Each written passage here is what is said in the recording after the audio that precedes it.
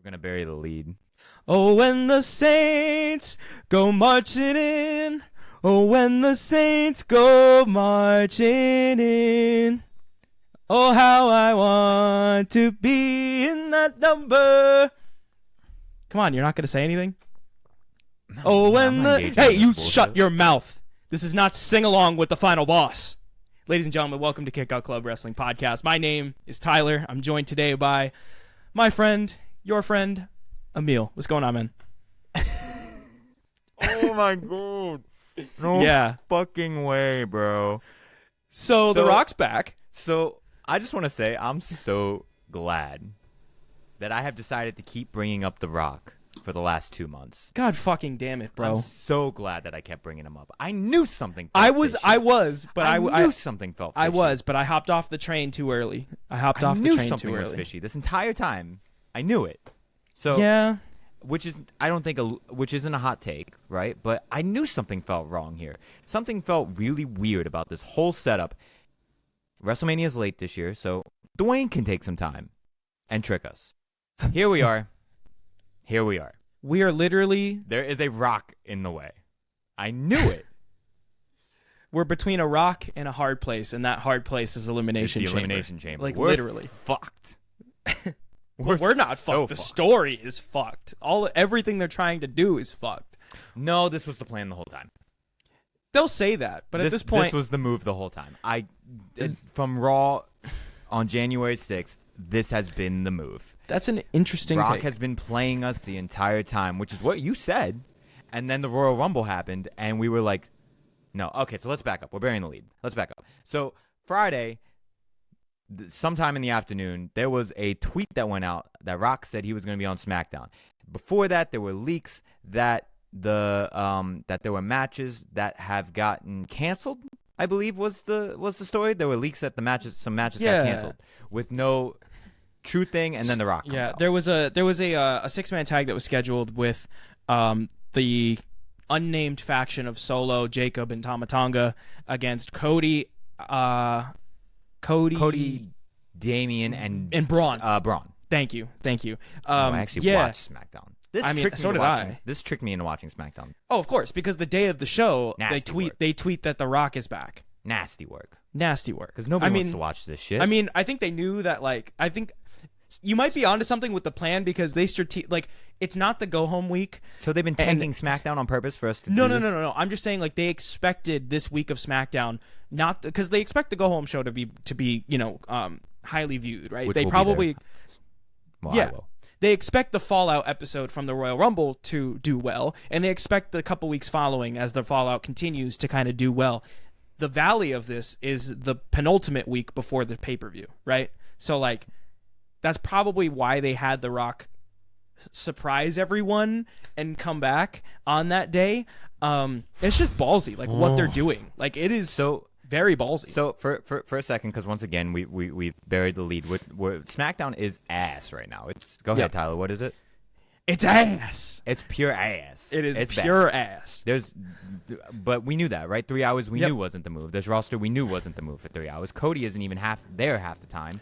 Cody's on Raw half the time. This is the Jim Uso show. This is the Big Jim show. It's the Big Jim show, which I'm rolling with, but I don't need 3 hours of Jim Uso. For sure. I'm cool. I mean, right now take it a feels 20-minute segment. It feels almost like back in the day when they had the Raw Super Show, but it's like the SmackDown Super Show. They have SmackDown, and then they occasionally have Raw talents coming in to fill out that extra time. They have Jay come in. They have Cody, going over to Raw sometimes, which makes sense. But even though the transfer window closed, which is really weird, I don't know. The long story less long of that is these are rough to watch. Joe Tess is rough to listen to for 3 hours. You're right. Again, we knew. Yep. Some of us. Yep. But if you like that, by all means, whatever. I don't feel like not our cup of tea. Constantly digging into Joe Tess because it's just mean. I like him. He's a sweetheart. Yeah. He clearly cares about what he does. So here comes The Rock, right, to ruin everything. And Rock not only doesn't come out at the beginning of the show, so you're forced to sit there for 2.5 hours before The Rock. True. He doesn't come out at the top of the hour either, which is also something you would have expected The Rock to do. And the rest of the show is a snooze fest, besides the R-Truth segment, which got the pop of the night for everybody. Louisiana night. I'm watching it. I'm watching it with my friend, who I went to Raw with in Baltimore back in August. And Correct. This friend is slowly pulling back in, right? Because you don't really need to watch every week, because every week's kind of the same. And Lord, is SmackDown the same? Like, my God. And so R-Truth got the pop of the night for us. We were sitting there like, come on, where's Rock? And we quit after the Rock. We really didn't care after that. I would love to know what the viewership was after Rock versus before Rock, because I bet you it was somewhere in the 3.2, maybe the 2.5 range. It is a Friday, so I do feel like that was also by design. And then after the Rock, by the 10 to 11 hour, I bet you dropped to like a 0.9. Like, I'm sure they lost half of their audience. I don't know much about television audience numbers, but I can definitely say that there's a noticeable drop. Yeah, which matters less now, because it's all about engagement more. Because there's a different conversation that I actually would like to get into at the end of the pod, maybe. Sure. But we would talk. I thought of today about how views don't matter, and it's more about engagement. And SmackDown engagement is probably way down. Yeah. But this was engaging, so let's talk about it. So The Rock comes out. Let's go through this kind of step by step a little bit. So The Rock comes out, his music hits, and then this New Orleans bullshit happens. Yes. That I was like, why? Why are we doing this? And then of course, it switches over to the heel Hollywood Rock theme, Fireballs theme. So there were reports that there were reports of what this meant, like what that weird cut meant, but it wasn't confirmed at that point, obviously. And then once that happened, we all knew what was going on. We were in New Orleans. The Super Bowl was just in New Orleans. WWE is right now having a pattern of following the NFL. In the last 4 years, I want to say 3 of their 4 have been following a Super Bowl. LA was in obviously SoFi, and then right after that it was WWE.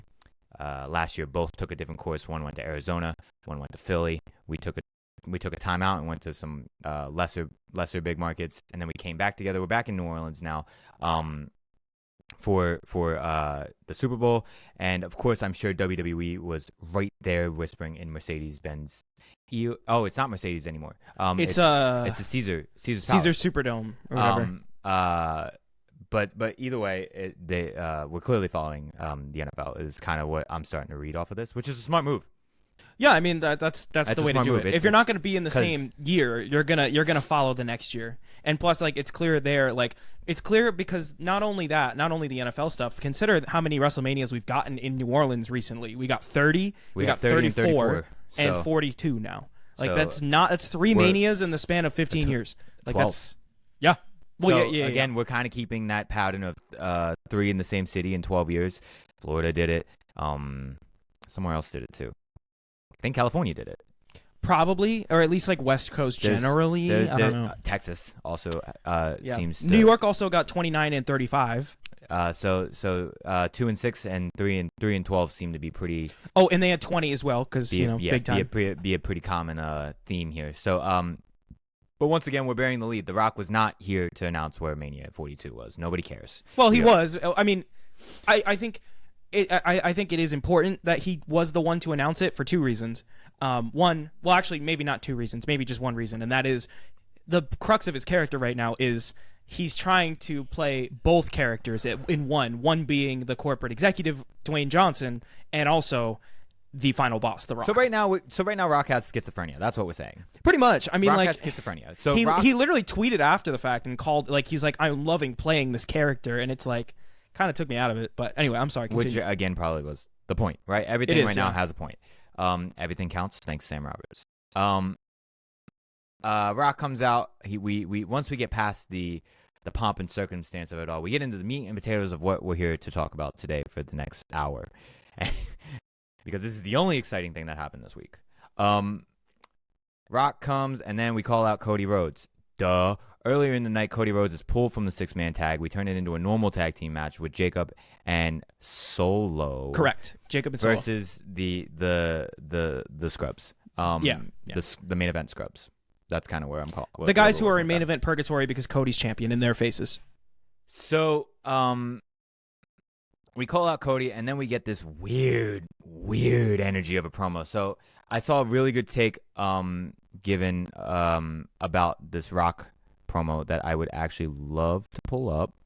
While you do that, I'd love to just kind of briefly summarize, what's going on, and then we can talk about that take after. So I'll summarize while you're pulling it up. So, Rock obviously announces WrestleMania 42 is coming to New Orleans. He starts singing, as I did in the intro, when the Saints go marching in, the crowd starts to sing along, And then he flips, and he's like, whoa, whoa, whoa, whoa, whoa, whoa, this isn't sing along with the final boss. The final boss is going to sing, and you let the final boss sing this song by himself.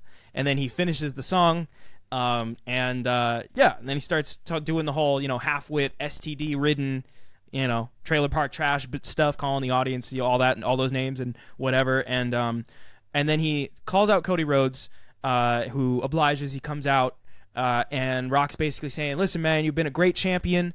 And then he talks for the next 10 to 15 minutes about how their moms are so friendly, and shows a picture of their moms on the screen, which is kind of wild, especially after everything he said he wanted to do to Cody and then present to Mama Rhodes. And then he just basically says, Cody, your mom and I are great friends, and you're a great champion, and you're such a great champion that we become friends, and our moms even hang out now, and it just kind of becomes a 15-minute circle of him saying the same 2-3 points, and then eventually they get to the heart of the issue where Rock says, Cody, I want you, you're an amazing champion, but I want you to get to the next level. I think there's another level to you that you can achieve. I want you to be my champion. I want you to be my champion. And Cody is a little confused, rightfully so. I mean, I can't tell if it's like shoot confusion or he's like trying to work the shoot, personally, and it could be debated either way, I'm sure. And then he basically says, like, I have no idea what you're talking about, but I'm the people's champion. That's what I said I was going to do. I was going to win the title for the people. He did hold the people's championship too. So that is true.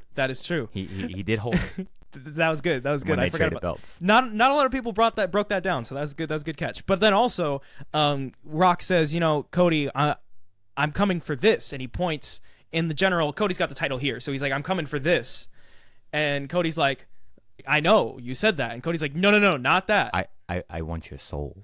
Yeah, he's like, I don't want the championship. He turned into the dead man real quick. I want your soul. You will rest in peace. I wonder what Undertaker thinks about this.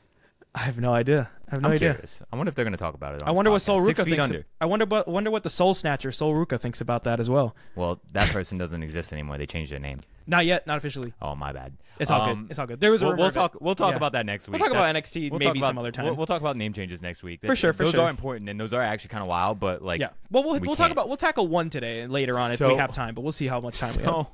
Okay. So a couple things here. One, apparently we're abandoning this gift idea because unless it's not the Rolex, because Rock was apparently wearing the Rolex. Interesting. Well, they became friends, so maybe they'll bring it up. Like, hey, I gave it back to you. However, there is a possibility. How did he get it back? Well, they became friends and they hang out. So like Cody could. I don't want to hear that. Cody could have given it to him. I don't want to hear that shit. No. If you're gonna give me back a gift on screen, something like that, I got to see you get it back. That's fair. No, that's fair. I don't believe that. I think we're throwing that idea away. Maybe. Or there's a different gift. I think that's going to be one of the things, kind of like the addendum that we kind of just don't talk about. Okay. So a lot to unpack here. So as I find my take, and it's not my take, it's a take that I found on the internet, but it's a really interesting take about talking about every Rock and Cody segment ever, where they're like, every segment is this weird blend of tension and unpredictability, awkwardness and experimentalness, but utterly captivating, right? So all this is true for me, right? Like these are so uncomfortable. You really don't know where it's going. You don't understand what's going on because Rock just keeps rambling and rambling and rambling and rambling on and on and on and. Shout out R-Truth. What are we even doing today? Shout out R-Truth, man. I'm on coffee at 5 p.m. That's not my greatest move. I pounded a Celsius not too long before this. But I mean, like, it really becomes really awkward and uncomfortable, and the promo cadence can be considered experimental. This is not a WWE promo. This is TV that we're watching right now.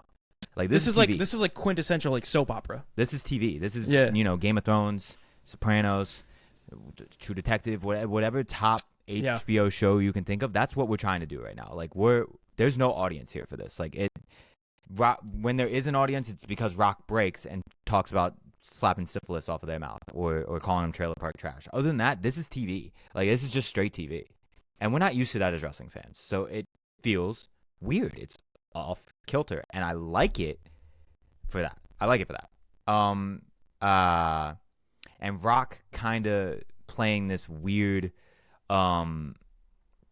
uh, character where he's in between personalities and trying to be the board member, trying to be the final boss, all kind of at once.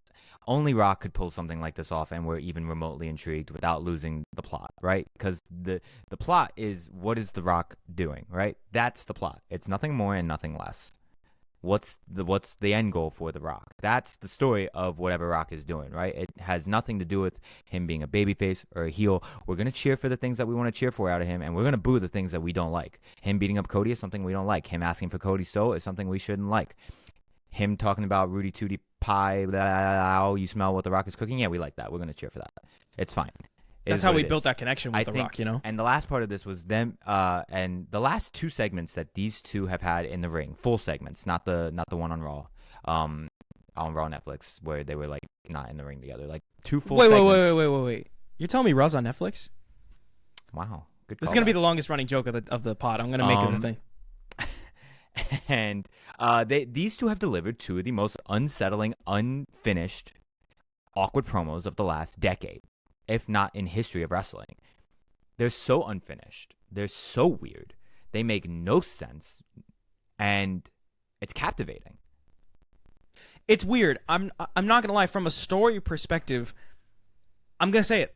I didn't like it. The promo kind of sucked from a story standpoint. However, it's The Rock, and anytime The Rock is on my television, I'm gonna enjoy it. Like I'm gonna watch it. I'm gonna enjoy it. It's so intriguing. I enjoy the content. It's a car crash. You can't look away from these two in the ring together because these two are the ones that matter.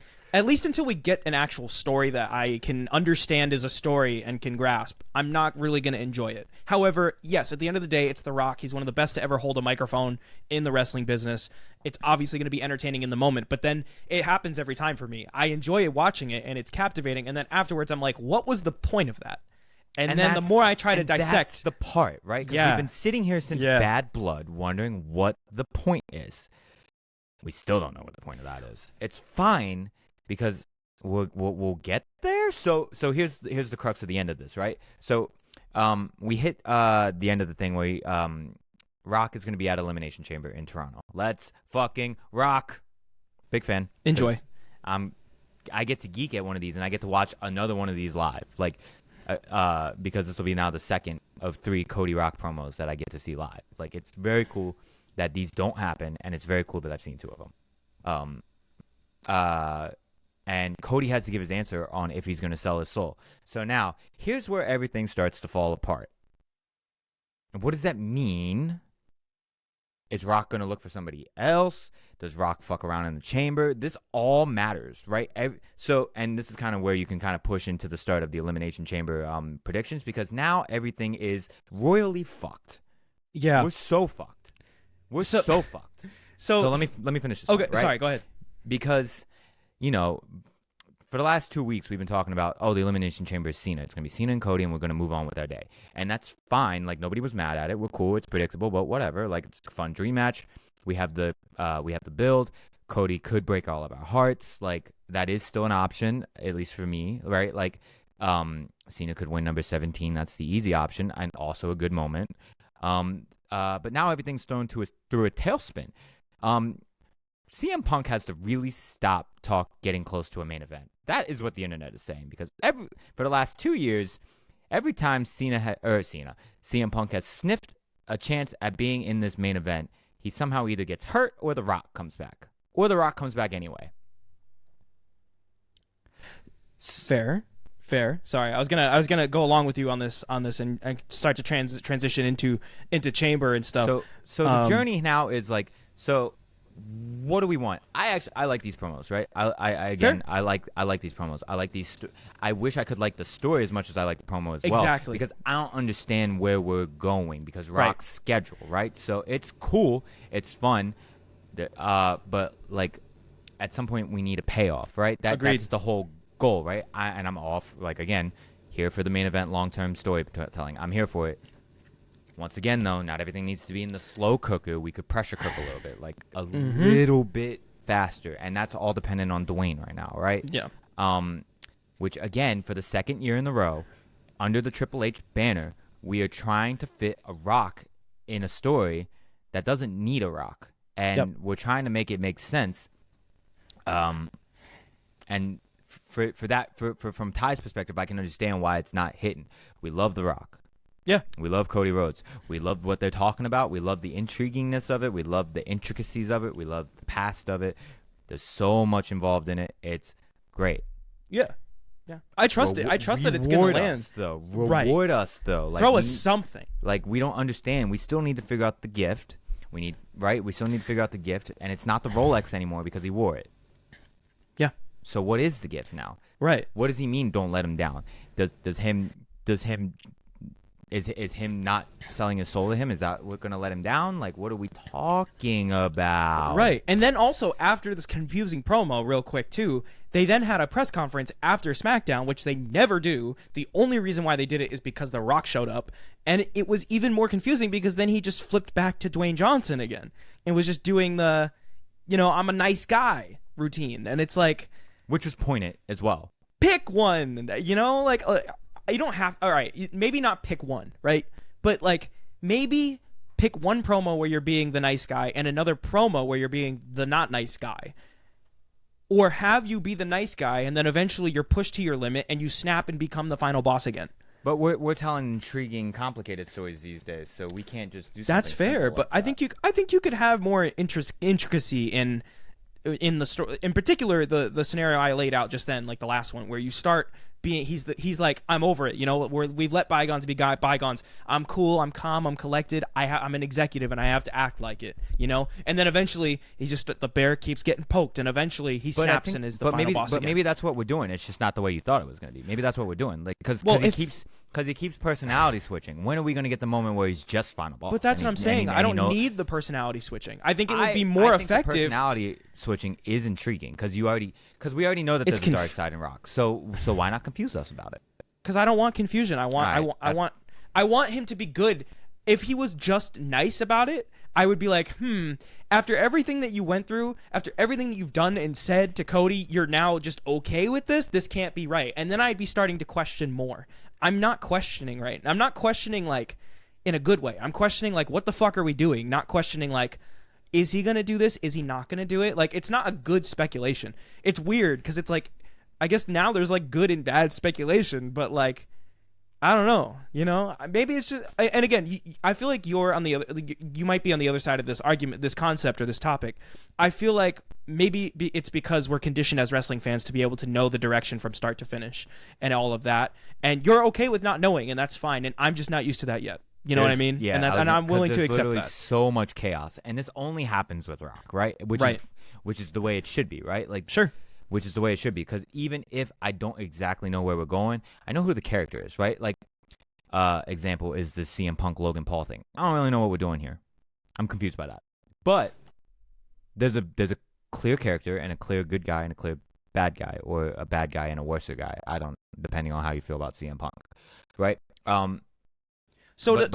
This I can't read it. I don't know what this is, and that's why it's so intriguing to me, right? Because it's off kilter. We're not following the formula that Triple H has so graciously inundated us with over the last 2 months. Yeah. And to talk about meaning I'm falling asleep during Raw, bro. I'm dead. That's shocking because Raw is the best show right now. Raw is good. It's just the same. Oh, I think Raw's kind of cooking. With the exception of a couple of stories. The same. But so is SmackDown. So I can't get mad at that. Like, they're both they're very formulaic. Like, you know exactly what's happening. So one thing too, we mentioned a little bit about plans changing because Rock has been suddenly appearing. And before we get into Chamber, I did want to bring up one other promo that's kind of a collateral, a repercussion of the Rock promo on SmackDown. So first off, we talked about the match that Cody was removed from SmackDown, but on Raw, Cody was actually supposed to be, Seth Rollins was supposed to take part in almost like a summit discussion type of thing for the Elimination Chamber with CM Punk and Logan Paul. And then they had this promo on Raw where Logan Paul opened the show, and then Punk interrupted, but there was no Seth. So that plan also changed. And then we found out later on that Cody was going to show up on Raw, which I didn't know was happening until they said, oh, Cody's here. And he came out. And I'm like, oh, okay. I guess Cody's here now. And he talks about, he's like, oh, The Rock has come back to SmackDown and wants to take my soul. And then Seth Rollins comes out. Thank you. And then Seth Rollins comes out, and he's like, and this promo reminded me exactly why Seth versus Cody was the story I wanted to build to coming out of WrestleMania 40. Because these guys can cut it the fuck up on the microphone and tell an amazing story. These guys, I feel like Seth is kind of the sleeper in this whole thing with Cody. Everyone talks about Roman, running back Roman. Everyone talks about Rock. Everyone talks about Randy. People are talking about Drew. No one really is talking about the potential and the potential for the story of Seth versus Cody, which is crazy because the whole reason Cody's standing where he is because Seth was his shield. And Seth stood by him last year and sacrificed everything so Cody could be champion. And he did mention that, but also he's telling Cody, like, dude, you're out here shaking Rock's hand, drinking tequila, being buddy-buddy with this guy. It's disrespectful to me. You know, you not punching Rock in the face on the spot is disrespectful to me. And he's like, I stood by you. Don't make me regret it. Don't make me hate you, Cody Rhodes. And Cody's like, hold up, wait a minute. Because you're not going to tell me, the guy that drove a chair in the back of the Shield brothers that you had to join up with the Authority, and you're not going to tell me how to make my decisions when it comes to selling my soul, because your soul has already been compromised, which is a great point. But also, Seth spun it as a way to show like, you know, I'm remorseful of that, and that's why I'm here to tell you you should not do this, because I went down that path, and I know what that's like, and I know what that did to my career. And you should not do this. You should not do this. And also, I want your title. I'm coming for it. I'm winning Chamber. So a lot of stuff that went down there. I think that promo, along with the hype package they had recapping Cody and Rock, was better than the Rock promo that was even on SmackDown. Which that seemed more for the shareholders because of the Mania 42 announcement, and they just kind of threw in the Cody bit, to be honest. And just to pop the rating. But I don't know. I thought that the Seth promo really sold it for me. I like the Seth promo. It's just not going to matter. I think Seth is the least likely of these options. I very much agree, and that makes me really upset because I really like the prospect. I like that we have finally acknowledged what the internet has said for the last year, which is fair. I appreciate that we kind of all forgot that we were acknowledging that. I like that we kind of let that go. Right? Because for a while, that is what we were talking about, right? Seth being the savior of the main event and not getting anything for it. So I do appreciate that that has now been acknowledged on WWE TV. The promo was good, but it's just, again, not going to matter in the long run. Again, these main event stars are going to all cross over and talk to each other all the time, and half of them are going to matter, half of them are just going to be for character development. This was character development. Same with the Punk Cody promo that happened a few weeks back that had the internet salivating at the prospect of Punk versus Cody. I don't think that's the match. I really don't. Not for Mania. No. None of these matches are Mania matches. No. Sorry. So with that being said, in the spring, maybe the summer. That's true. We have one more point before we get to the Chamber a little bit. Which kind of hot shot, it kind of throws a wrench in our predictions before we get into that. So just like Dwayne, we have a thing that kind of throws everything into a tailspin, because the easy answer for this women's chamber was Liv Morgan, right? That was the easy answer. It was the safe choice. Correct. It's not going to be Alexa Bliss. Correct. Which makes me sad. Correct. But Rhea and Io have this title match next week. And now things are interesting again because Liv and Raquel have beaten Bianca and Naomi. Clean-ish, not really. No, I guess not. It was a lot of shenanigans. It was almost cleanish. It was. And because the Dom thing didn't matter, it looked like, and I think they a lot of near falls. Great match. I actually really enjoyed it. I was okay with the shenanigans. So it felt like it made sense. Upon further reflection, I wasn't happy about the shenanigans in the moment, but yeah, I mean, as a whole, the match was phenomenal, and I never said I never said the match was bad, but I definitely in our chat was like, oh, the shenanigans kind of put a sour taste in my mouth about it for me. But I will not. I mean, it's not going to ruin my take that, like, yeah, that match was fucking fantastic. One of the best women's tag matches I've ever seen, to be completely honest. And with this now, with them getting a belt, this either could be a red herring or this could be exactly what I said it is, and it's a hot shot to throw and throw us off, right? So Liv is obviously still very much an option. Rhea has the belt, like that's just what it is. I don't see Rhea losing, especially going into Mania. Like, that just doesn't really make sense to me. That seems like an even weirder hot shot. But it does also open up the door for things that make a little bit more sense. Only, yeah. Yeah, man. All the rest of my thoughts in this start moving towards the chamber. No, fair. I mean, yeah, it was a great match. I think that we need more of these matches in the women's tag division. I think we're going to get more of these matches. It just kind of came out of nowhere. I mean, we knew the match was going to happen. They advertised it, but we didn't expect it to be that damn good.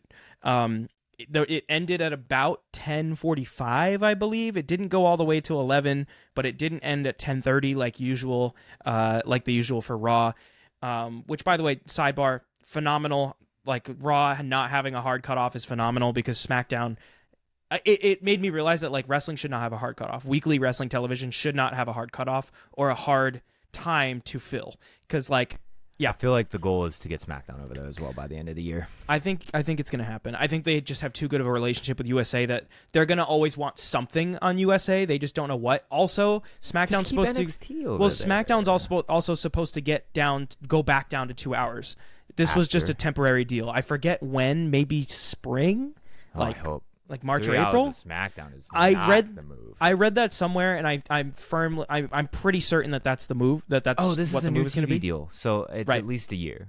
It's at least 2 years. Well, yeah, but they said that the 3 hours is going to be for only a part of the deal. Thank God. Yeah. I forget when.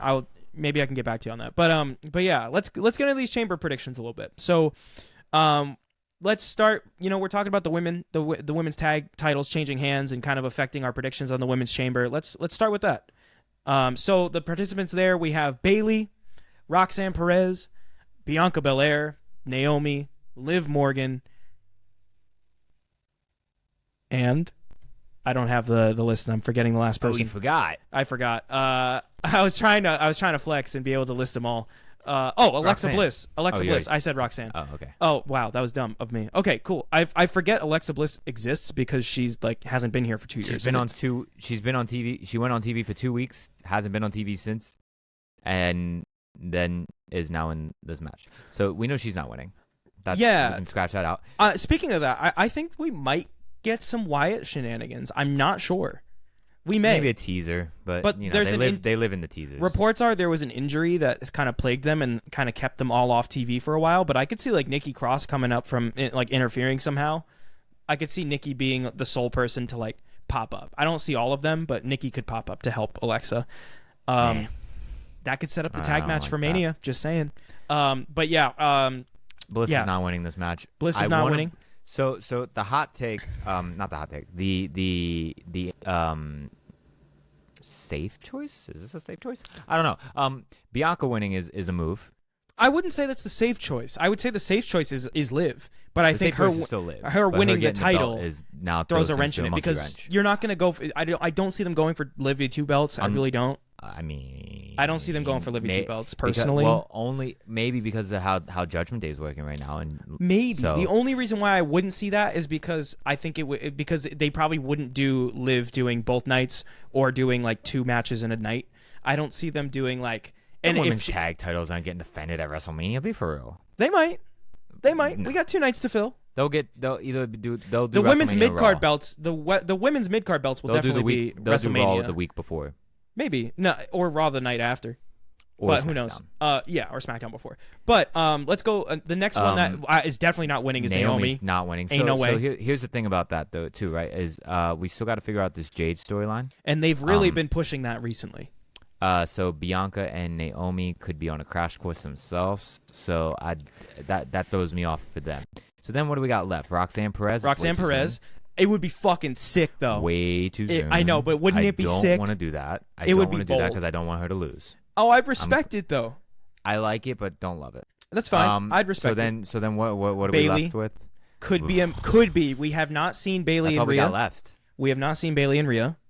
That's all we got left. But my choice to win was Liv Morgan until Monday Night Raw, and the second she won the tag titles with Raquel, I said Bianca is winning this chamber. And let me tell you why. And then I'll let you throw your pick out there. We're talking about this Bianca, Naomi, Jade Cargill drama. I've said from the very start, Naomi is the culprit. Naomi attacked Jade. Let me explain why. What does Bianca have to gain from attacking Jade Cargill when she's tag team champions with Jade? She doesn't know what was going to happen with those tag titles by taking Jade out of the picture. So the logic of Bianca saying Jade is a weak link and taking her out will allow me to get a better partner, terrible logic, because in a lot of situations, most situations, when one person in a tag team gets taken out, they're both forced to vacate the titles. And for the most part, they're both taken off of TV. And then also, Bianca being the one that's been so aggressive about the accusations that have been hurled at her and Naomi is a red herring. And I think people are trying to see that as, oh, look at Bianca. She's getting so defensive. Why is she being so defensive?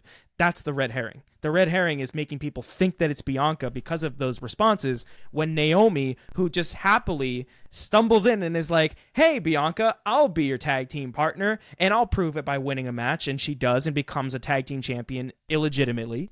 And now she's a tag team champion. What did Naomi have before Jade got attacked? She had nothing. I'm going to be honest. Nah, bro. All right, let me finish though. But she, you're good. But Naomi, what did she do? What did she have going into this whole Jade story? She had nothing. She was the third wheel in this tag team of Bianca and Jade, one of the best women's tag teams that WWE has had, if not the best, in my opinion. And so Naomi, who just lost to Nia, she lost in the Women's United States tournament, I think. I don't even know if she was in it, and if she was, then she lost clearly. Naomi was. Right, and she lost. So, to me, it screams Naomi was desperate to do something, to get something. And what was the easiest thing to do? To take out the one person that stood between her and her friend Bianca Belair, and that was Jade Cargill. This feels your explanation feels like Vince booking. Let me take it to Triple H booking. Well, so Triple H in Triple H world. Hang on. Oh my gosh, This is You're about so picks. long-winded. This is about picks. So Bianca. It's fine. It's fine. So Bianca being the innocent party in this situation is perfectly acceptable to win the chamber, go on to face Rhea Ripley, and maybe during the chamber, we get this kind of reveal where Jade comes in and is like, Naomi, you did this. You did this, and cost Naomi the spot. Meanwhile, Bianca wins the chamber. We set up the dream match of Rhea versus Bianca because Rhea has nothing going on right now. And so why not just do it now when there's no story for Rhea? Then just have this dream match that they've been teasing for the past 5 years.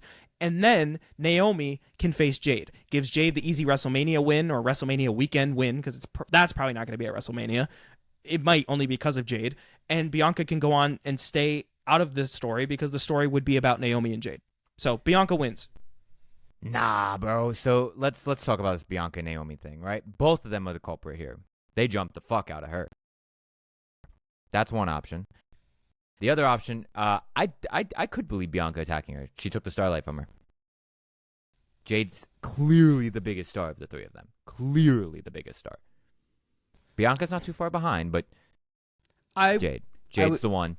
And I think Bianca getting mad at that is valid and understandable and sounds like something a Triple H booking would do. So she would want to attack her own tag team partner and risk losing the one title, the title she that don't care about them belts like that. I don't think that's good TV. I think that makes the tag titles look. Belts, I think I think that's very, very plausible of a solution of a thing here. I don't think either of these girls are innocent. I think both of them did something, and I don't think it's just Naomi happily walking into a spot to take. I don't see that. I think both of them got her. That's what I think. I think both of them jumped them. I think both of them, all three of these girls are in line for a triple threat match. I think that's where we're moving. I personally think Naomi's or Bianca is way too good of a babyface to turn heel in this scenario. Why has she got to be personally? Heel? Because it's Kevin Owens. Because a heel? Jade is the face. Was Kevin Owens a heel? Jade got attacked. Was if Kevin Bianca Owens a heel? attacked Jade, answer the question. That's not relevant. If Bianca attacked Jade, then Bianca would be heel. Okay, so Kevin Owens wasn't the heel. Cool. That's what I'm going with. Okay, so you're not. So Kevin was right though, right? Was Kevin right?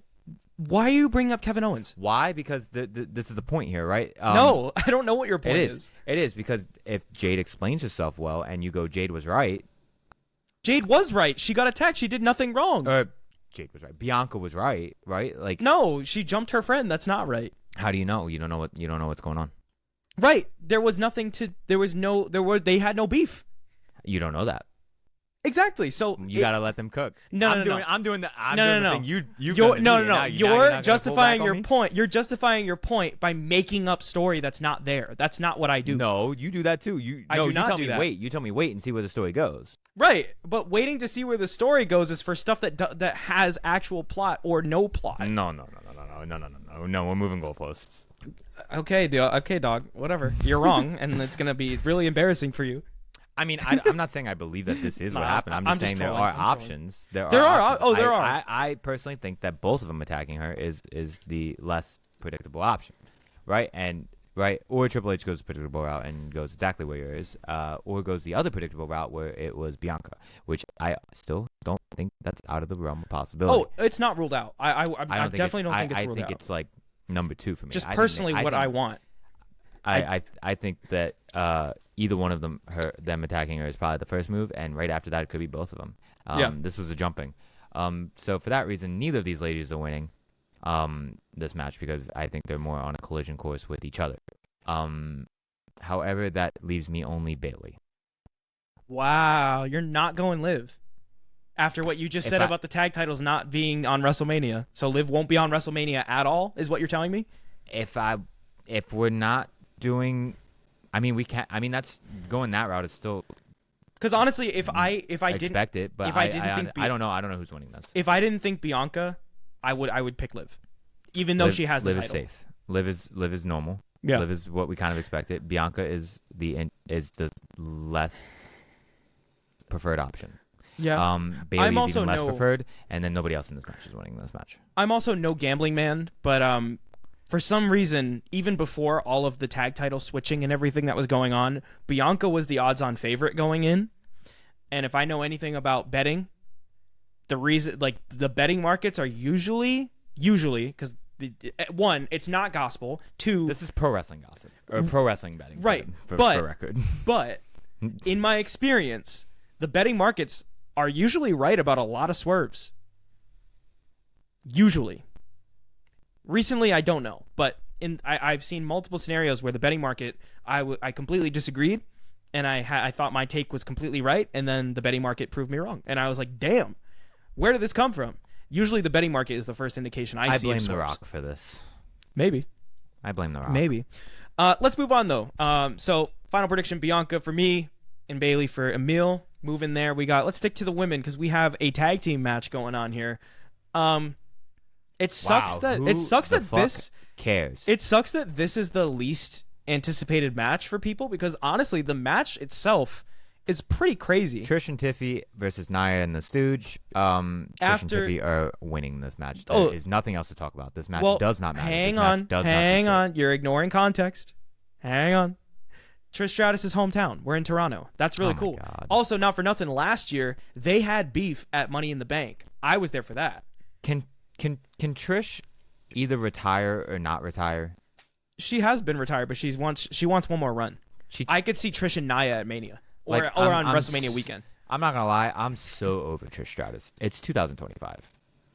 She got her little retirement run when she did the whole I'm not your fantasy thing, which was fucking awesome, I might add. Fair. Like I liked that run for it. Go away. Do you think that these legends see what's happening with Cena and they're like, I want a piece of that? Yes, I kind of 100%. feel that. Everybody's looking at that. Cena like, wait, I kind of feel that. And they're seeing how Triple H handles legends, and they're like, wait a minute. There are also reports and then they realize how easy it is to do like a 2-match schedule, and just show up for promos and get in shape. Like they're starting to understand like what pro wrestling is now, and everybody's coming back. Nobody's retired. People from 30 years ago are still wrestling. This is ridiculous. There's also reports that Nikki Bella wanted one last run. That's why she popped in at the Rumble. I would agree. But again, if she wants it and they want it, now, fine, so whatever. So she's got nothing better. That's hilarious. She's also in the company at the same time. Though. She's also in the company at the same time as her ex husband. So that's fun. But yeah, they weren't married. Yeah, they were. He proposed it. They were engaged. I believe they got married, but let me check on that. I'm curious now. Anyway, this match does nothing for nobody. Trish winning, cool. It's fun for hometown. Nia winning. Fuck me, I was wrong. You were right. Nothing. You were right. They were only engaged. They never married. So congratulations. I watched Total Divas. I know. That's hilarious. I did not watch that. Or Total Bellas, was it? Yeah, I watched Okay, both okay. of them. Got you. Oh, he watched he's part of the whole Total universe. I was Wow. there. I was in the Total universe. Crazy. He was in the trenches. On a completely side tangent. You know what I started watching and I hate it for me? I What? started watching Love Is Blind. Yo, I gotta watch that new season. I Yo, gotta new watch season that. Go crazy. Linnea, It's not apparently as crazy as the season before. I started watching season 7 now. The last season, I feel like was kind of meh. I don't know. Season 7? Yeah, I feel the one that had what's his face on it, Chelsea Bro, and they're wilding. the one that had Chelsea on it. They're wilding, bro. Yeah, it gets crazy. Just wait. They're just Buckle doing up. whatever. Buckle up. That shit gets wild. Let's So go. now I've started watching men's and female reality shows. So everybody Hilarious. relax. Everybody Hilarious. calm down. I've been watching Below Deck for my reality to show fixin'. I feel Fair like enough. it just like follows this yacht cruise and Saw a couple I don't know. episodes of Queer Eye too. oh nice. I gotta start watching that. All right, let's get to what Let's get to the real probably what things will of this be show. what probably should have main evented, but now that The Rock's coming in, oopsies, plans changed again. So wait a minute, because actually this is really important though, because this whole structure of these men's matches do matter. They do. Right? They do matter. When this Rock and Cody thing happens, does matter. Yeah. Do we know the Elimination Chamber winner already? Do we not? Right. What are we doing? That's true. I kind of think we don't. I don't Really? think they want us to go in knowing. I kind of think that I can't see The Rock not being main event. I could see that Elimination Chamber main eventing. Oh wow, I don't see this. This KO and Sammy match has been totally kicked out of a main event spot. Oh, whatever yeah. shred of a chance they had, which I didn't think they had much to begin with, is definitely not. Well, happening yeah, I think it. as a main event now. Yeah. You want them to do the AEW That wasn't thing, really and where I I'm was just- I'm going. cool. That wasn't where I was going, but I forgot about that match being a thing on the card and being what it is. What I was thinking was the men's chamber. But do you want to go to Sami Zayn and Kevin Owens first? I don't think this has a shred of a chance of going last anymore. Let's talk about it. Kevin Owens. This might go versus- before Rock. Which This is might open. nuts. This might open the show. Actually, yeah, this might open the show. I feel like logically. Actually, no, the Chamber's going to open the show. I feel the like Chamber's going to open the show, then this is going to happen. I feel like it's all good. I feel like there's one of two scenarios for this match. It either goes very first or goes last. Because with the way that unsanctioned matches are, they're literally not sanctioned by the company that's putting on the show. So it makes sense to not have, because like I don't see them doing the AEW thing of being like, all right, the lights are going to turn off, and when they come back on, it's not our responsibility what happens anymore. But tacking it on in the history of unsanctioned matches in WWE, particularly NXT, because I don't think we've had an unsanctioned match on the main event in a long time. No. It usually goes on last. But now that The Rock's there, I feel like they might open the show with that and then get on with the rest, because I don't see this being in the middle with that in mind. But who knows? Sami Zayn versus Kevin Owens in a grudge match, unsanctioned. I'm going to be quick because I really don't think there's much to talk about. It is a great story, but it's very much by the books. And the person that needs to win more is Kevin Owens. Yeah, we've been here before. This is going to go crazy, but it's not really going to matter. People are hoping that this is not the last match that they have, but it's an unsanctioned match. This is never. Yeah, this is how do you have the do unsanctioned match this? first in a series? It's got to be last. And two, there's directions for both Sammy and KO that do not involve each other. And let me explain. Kevin Owens is going to beat Sammy, and then not at this show, but in the lead up to Mania, Randy's going to come back at some point. We're gonna set up Kevin Owens and Randy Orton at WrestleMania. Meanwhile, Sami Zayn's been telling a story with Karrion Kross on Raw. It's gonna happen. I don't want to see neither of that happen at Mania. There's so much other shit and so many other people. I think who that need you're to be on that forgetting how good KO and Randy were like the second you see video packages again recapping the friendship that Sammy and KO or Randy and KO had, you're going to be reminded that yes, this is a good story. I think the reason it's not sitting well right now is because Randy's been gone for so long. There's too much shit and there's not enough time as we've started to learn, which is fantastic still. But I will say that there's just not time for this. This may not actually do anything until after WrestleMania. I could see Sammy and I could see both. I could see those feuds happening not so after. Oh, Mania. I could see Sammy and Karrion being on WrestleMania Raw or the Raw before.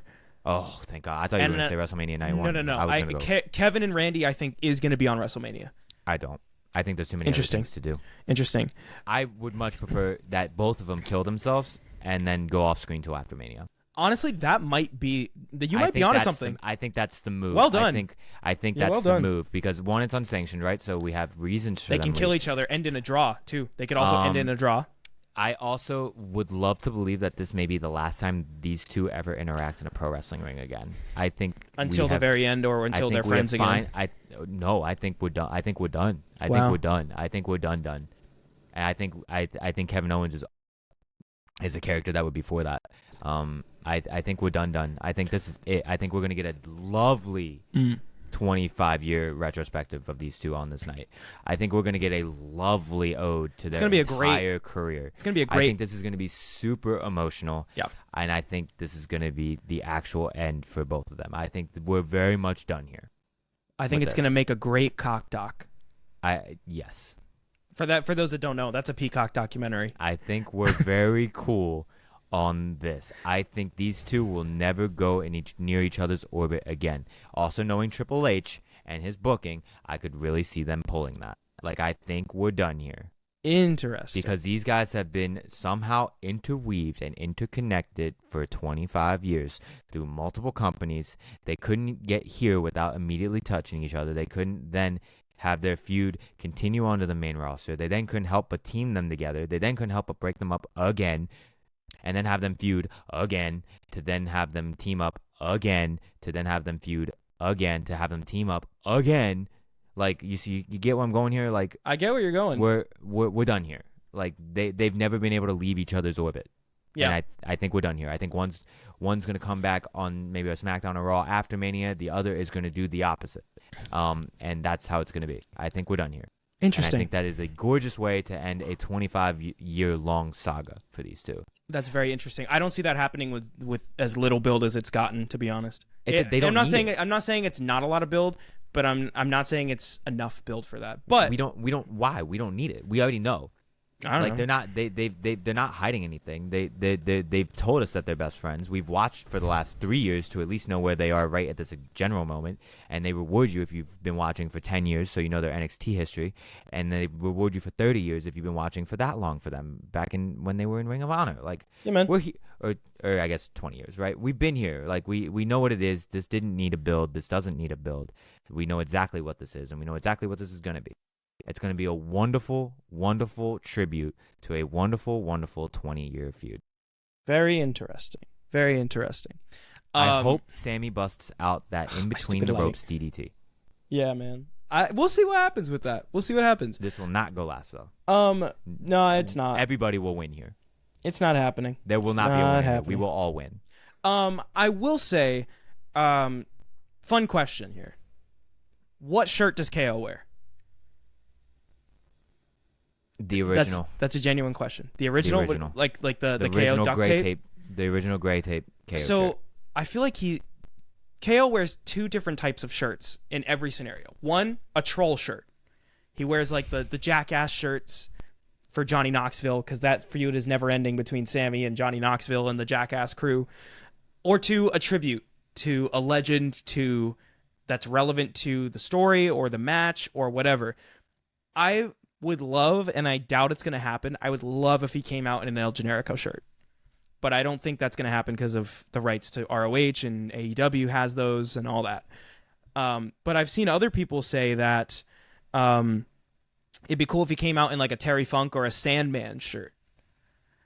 Like an ECW kind of heel, maybe a Raven shirt, or something like that. Something that has to do with the Extreme.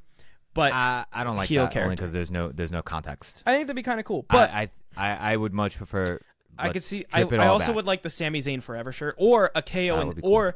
or I'm the sure KO Sami shirt. I was gonna say I'm sure they've had like Kevin Owens Sami Zayn shirt.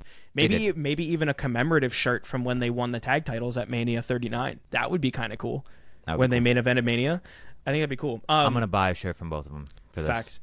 There's a lot of shirts I'm buying. I forgot to ask you for the women's chamber before we get into the men's chamber. Oh yeah, what was your prediction on the finish? The Rox is last. Whoever's winning is pinning Rox. No. Sorry, the KO Sammy match. Who was your prediction to win? Kevin? Everybody. What? All of us. We all Sir, win. pick a guy or pick an outcome. No contest? Draw? I like the draw. Okay, they both knock each other out. They both die.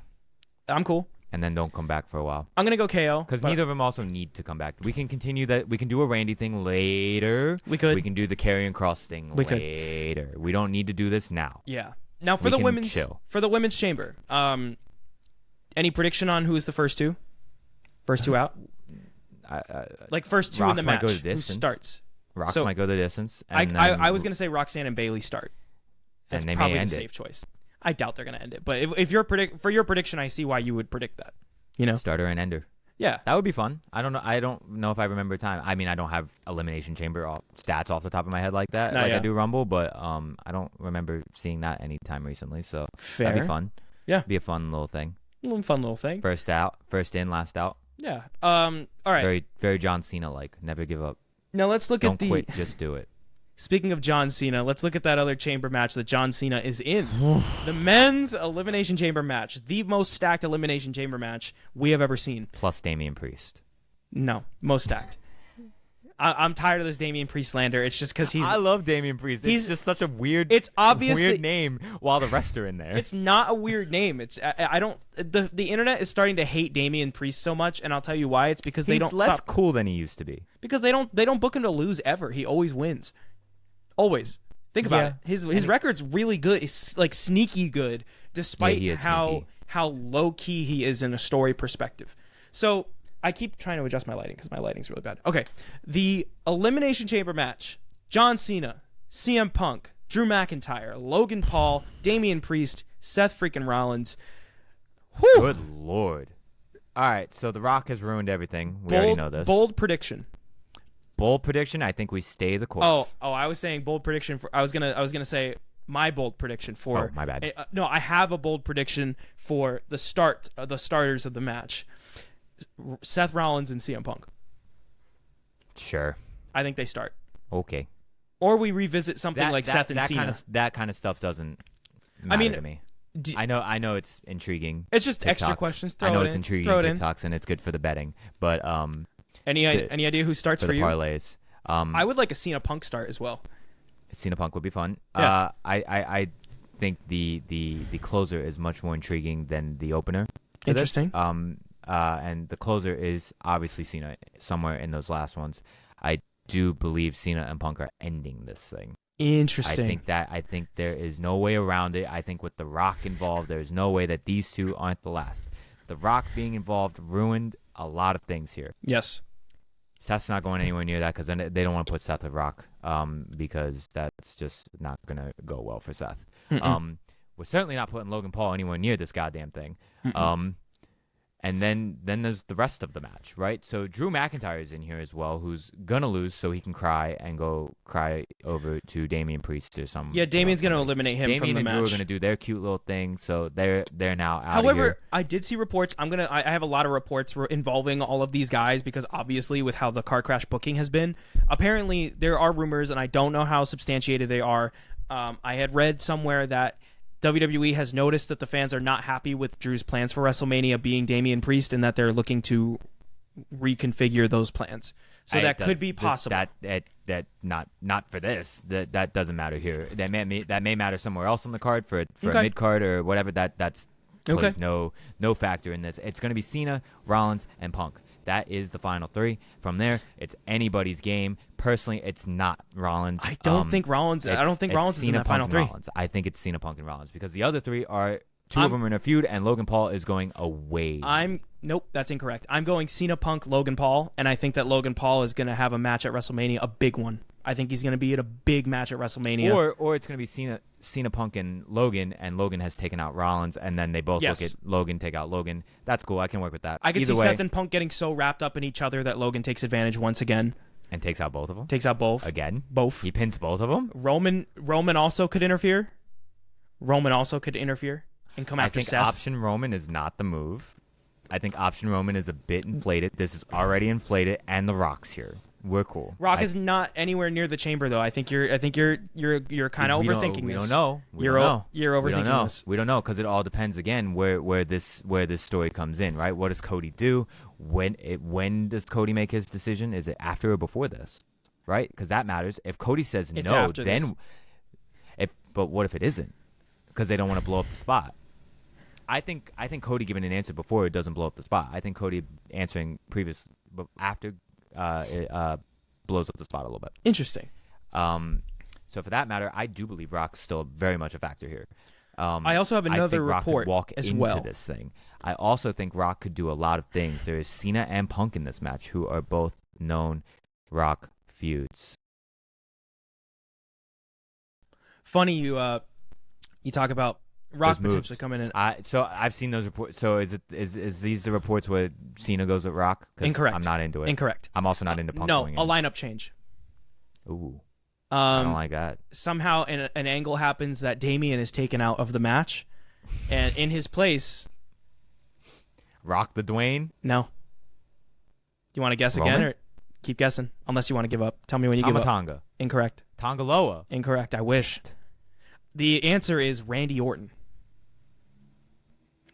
And then we get, Why? not saying Orton attacks Priest, but Orton is added and takes his spot and wins, and we get the Cody Randy match that people have been building to. Personally, I don't see it. Why? I don't, because the Cody Randy match that people have speculated. But what is that? But And Drew could attack Priest. I don't see that because Neither I don't do I. see how that fits into the Rock. Neither do I. Well, again, neither do I. Again, I'm just Rock, presenting all angles. You have to put Rock in this now. You have to. You have to. No, you don't.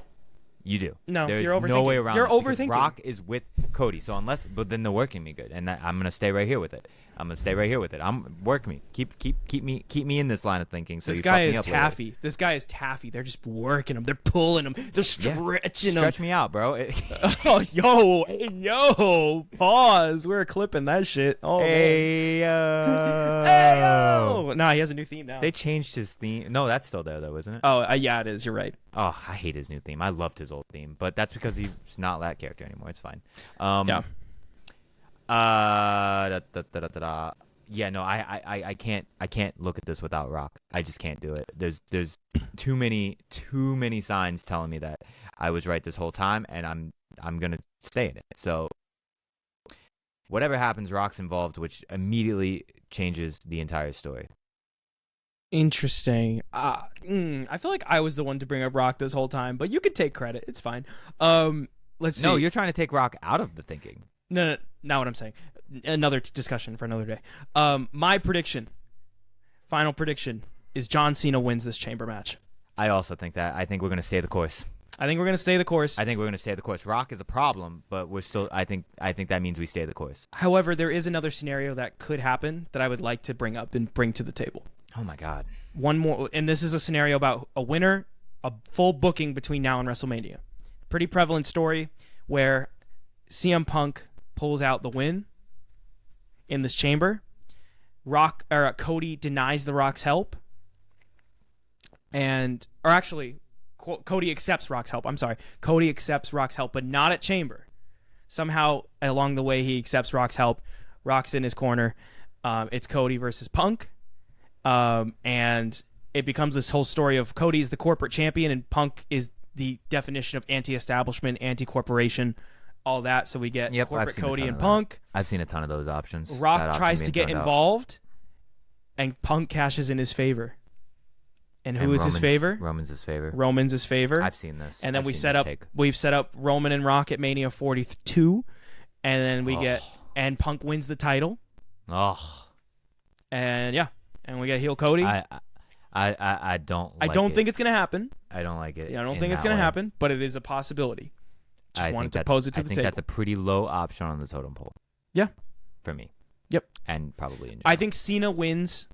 The safe option. Cena wins. I think we stay the course. I think even with this Rock thing, and I have to think about it. I think Cody wins at WrestleMania and beats Cena with Rock's help, whether he wants it or not. That's intriguing. I like the thought of if he wants it or not. I almost think Cody denies it, and then Rock either does it anyway. So Cody denies it, and then there's two branches off of that. Either one, Cody gets help, he doesn't want it, and eventually he's coerced into leaning into that side. Or it's a plan and it's all along. Cody reveals that, no, Rock and I planned this all along. Fuck you. I'm the corporate champion now. And, Cena is I'm the guy now. I'm the guy. John Cena can go retire and go somewhere. I'm the guy. I am the measuring stick. And then from there, Cena loses this match. Once again, he's this close, and he loses. And the story continues of Cena getting so close to the title and just barely missing it because of, with the Rumble, Jay outsmarted him for 1 second. With Chamber, he got his redemption from Rumble, but then WrestleMania, it's out of his hands. Rock screws him over. Rock and Cody screw him over. And then Cena goes through this redemption arc through the year of working to get that title. And by maybe SummerSlam or by the end of the year, he wins the title and loses it at the end of the year and ends his retirement run. Could see it. I don't know. I'm all over the place now that, again, The Rock is here. And that's by design, and it's so frustrating. I hate that I love it. I agree. I am in the same boat. I'm definitely in, because I'm into it. Yeah. Thank you for tricking me. Thank you for working me. Thank you for not treating me like Laffy Taffy, you sons of bitches. And here's the thing, right? It's just... my asshole hurts. I want to enjoy it fully, but...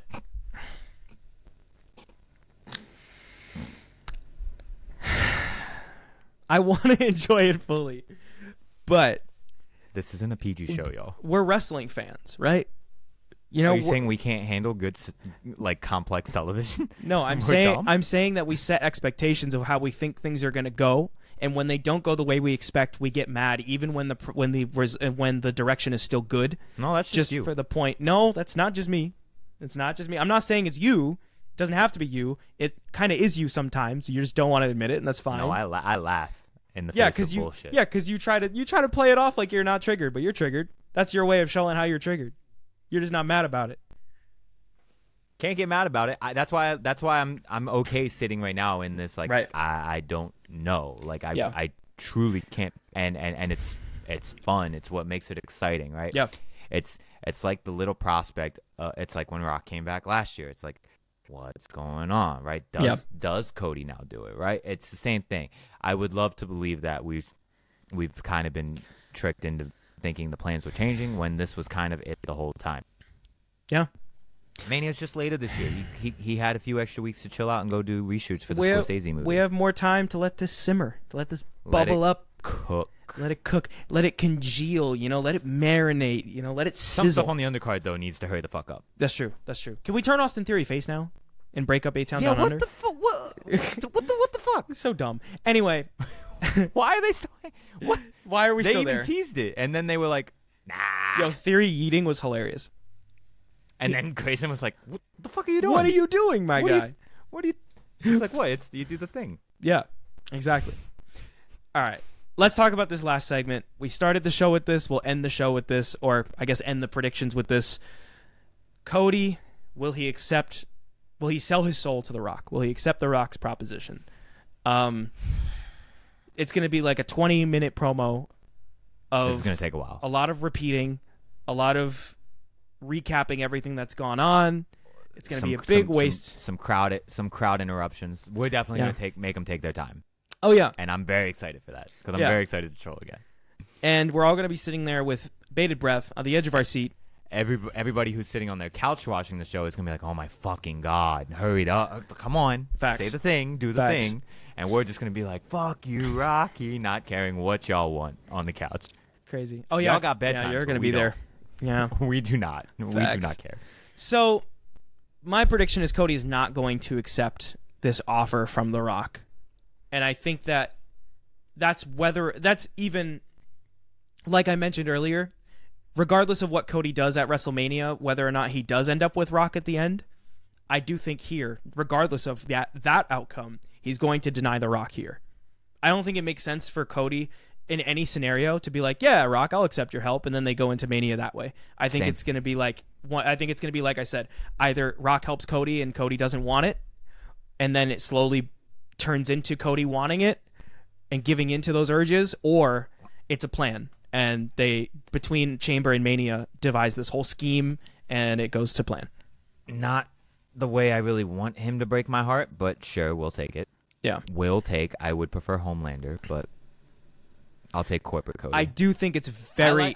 politician Cody is real. That's like the real life But what is it like of it all? But what would it take to corrupt? Homelander is definitely a character. Yeah. Like Homelander, him being like just this murderer with a smile while he does it is definitely a character. Or even a caricature, right? Like it works for him. It looks cool. It makes sense because he literally looks like the guy. But this is probably the more correct story to go down if you're gonna like switch him.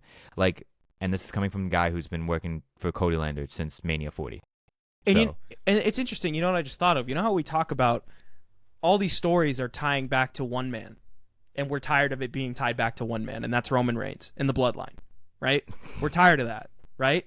We almost got out of it. We've been saying we're tired of it. This is how we get away from that, because now it's not going to be about Roman and bloodline anymore. It's going to be about Cody selling out. And now everything. How does that affect the next 5 years? Seth Rollins, everybody that was fighting against the bloodline and The Rock now, and with Cody, are going to have beef with Cody. KO's still going to have beef with Cody. They already have beef with Cody. Seth didn't. Seth doesn't. Seth's trying not to. CM Punk doesn't, but he will. CM Punk is always ready John to stab Cena him in will the front. for the rest of this year. Cena doesn't care. Cena's just That's trying to get another thing I 17. heard, that Punk could also not be talking about him stabbing Cody in the front, but someone else stabbing him in the front. It's also another possibility. What? I didn't hear that. Who? What? Wait, what? He could That be doesn't foreshadowing The Rock stabbing Cody in the front, knowing Punk's. No. That's not what his promo He could said. be. I'm just saying he could be. That's his what promo- someone said. His That's a promo tape. said everybody's going to stab you in the back. I'm going to stab you in the front. That was the promo. So he's saying Rock could stab him in the back. I don't think. Maybe. I don't see. Maybe. I think that's the interpretation. I didn't hear him say that other people would stab him in front. He said, Right. I'm your friend because I'm going to stab you in the front. Yep. Fair. Just bringing up something else somebody said and trying to throw in some exposition. Some engagement Some that we don't have, so engagement. we're going to YouTube comments. No. This is IWC. This is Twitter. That's YouTube comments. That's Twitter. Oh, my bad. Nah, you're So good. say Twitter then. No, The IWC is Twitter. is also on YouTube. It's mostly Twitter. No, it's definitely not. Have you hung out on the YouTube comments? I have premium, so I hang out there a lot. Oh, These days. This guy's got premium. He pays $30 a month. I mean, Nah, I'm playing. Those ads, man. They're brutal. killer. They're brutal. Yeah, man. Thanks, YouTube. I think that is how we get off of the bloodline, and it all turns to Cody. But the thing is, right? Like Seth Rollins can't be the one to save Cody's soul in 3 years, right? And he won't. We need new blood. Where's Oba? We'll get there. Is Oba gonna save Cody's Bruh, soul? Oba has no fucking ties to this. Jay could. Sammy could. Sammy No, could. they're all too old. It's Sammy, dude. Sammy's the one No, guy no, in no, every no, no. scenario. If we're gonna drag this out, somebody new needs to do If it. I may, Sammy is the one guy that in every scenario with a heel is, why are you doing this? You used to be this kind of guy. Where is that guy? And sometimes he brings it out of people, and sometimes he doesn't. He brought it out of Otis. He's like the opposite of Karrion Kross, where Karrion is bringing, and that's kind of cool because they're having this feud because Karrion is the one that's bringing people to the dark side. Sammy's the one bringing people to the light. Sammy's the one that inspired Otis to turn on Gable, for example. He's the one that turned on the Bloodline. He's the one that is bringing people to the light, including himself. So what if he eventually feuds with Cody, brings Cody to the light, all that stuff? Just as a hypothetical. But with that being said, I think that's the end of at least chamber predictions. You got anything else to add on that one? I mean, this show's gonna be great. I'm super excited to be in the city of Toronto. First time leaving the country in probably 10 years for me. Nice. I think over 10 years. Toronto's a city I always wanted to see. The CN Tower is right there, so best believe I'm gonna play some Drake while I'm there. The back half of Sexy Songs for You is actually good. The front half is pure ass. What is it? Pure ass. Thank you. Hey, remember when I said that you are going to see the most predictable chamber match of all time?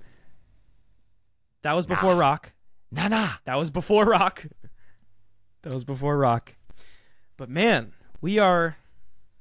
It's gonna be lit though. It's gonna be me. It's gonna be Yusuf. Yusuf's friends. Phil and Luke, shout out to you. Miss you, homies. There, the goal is to pod on Saturday night post show. Bonus episode. There will be post show shenanigans and energy and feelings. The first ever VWP bonus episode. The first ever VWP bonus episode. VWP. I'm dead. Kickout Club bonus episode. gonna have to temper myself. I'm gonna have to read the room. You got it. I think it'll be fine. No. This will be great. So that bonus episode will probably be up on Sunday. Yes, sir. We did originally say we were going to talk about NXT, but I kind of want to save that because we've kind of cooked.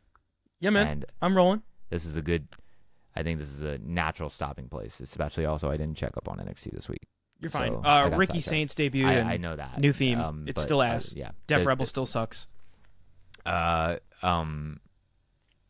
man.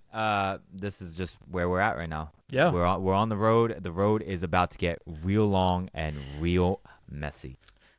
Damn right. Y'all, as always, we very much appreciate you tuning in this week. A shorter one. I'm proud of us for that. A shorter Raw, a shorter Kickout Club. Not a shorter SmackDown, that's for sure. They can't. But y'all, once again, if you're watching on Spotify or on Apple Podcasts, make sure to leave a 5-star rating. Leave a review. We'd really appreciate that. If you're on Spotify, leave a comment. Any engagement on these podcast platforms are only going to help us grow even further, and we would really, really appreciate that. If you're on YouTube, like, share, subscribe, do all that good stuff. Comment as well on YouTube. Let us know your predictions for Elimination Chamber 2025. Some predictions for WrestleMania. Is Cody going to sell his soul to The Rock? Yeah, man. Who's going to fly from the chamber? Who's going to fly from the chamber pod or the ceiling? I'm going to guess it's Logan. But yeah. Follow us on Twitter. Follow us on TikTok, on Instagram. We're on all those platforms, as well as subscribing on YouTube and following on all those podcast sharing platforms. So, y'all, we'll talk to you on the other Tyler, side. Yo. I want that. What? My microphone? No, I want your soul. We'll see y'all next time.